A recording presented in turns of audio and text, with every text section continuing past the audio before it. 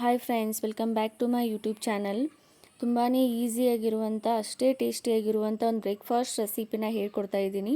So ಎಲ್ಲರೂ ಇದನ್ನು ಒಂದು ಸಲ ಟ್ರೈ ಮಾಡಿ.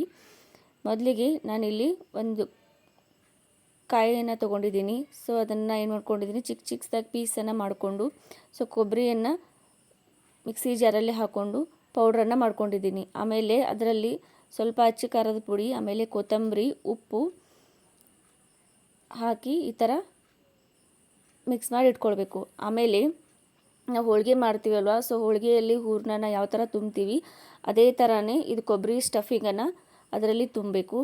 ಸೊ ಸೇಮ್ ಹೋಳಿಗೆ ಮಾಡೋ ಮೆಥಡಲ್ಲಿನೇ ಇದನ್ನ ತುಂಬಬೇಕು.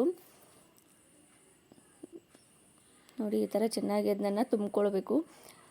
ಆಮೇಲೆ ಸ್ವಲ್ಪ ಆಯಿಲನ್ನು ಹಚ್ಚಿ ಚಪಾತಿನ ಯಾವ ಥರ ಲಟ್ಟಿಸ್ಕೊಳ್ತೀವಿ ಅದೇ ಥರನೇ ಇದನ್ನು ಲಟ್ಟಿಸ್ಕೊಳ್ಬೇಕು. ಸೊ ನಾವು ಆಯಿಲ್ ಹಚ್ಚಿನೂ ಲಟ್ಟಿಸ್ಕೊಳ್ಬೋದು, ಇಲ್ಲಾಂದರೆ ಹಿಟ್ಟು ಹಾಕಿನೂ ಲಟ್ಟಿಸ್ಕೊಳ್ಬೋದು. ಸೊ ಈ ಥರ ಚಪಾತಿ ಥರ ಲಟ್ಟಿಸ್ಕೊಂಡು ಆಮೇಲೆ ಬೇಯಿಸ್ಕೊಳ್ಬೇಕು. ನೋಡಿ, ಸ್ವಲ್ಪ ಎಣ್ಣೆ ಹಚ್ಚಿ ಚೆನ್ನಾಗಿ ಬೇಯಿಸ್ಕೊಳ್ಬೇಕು.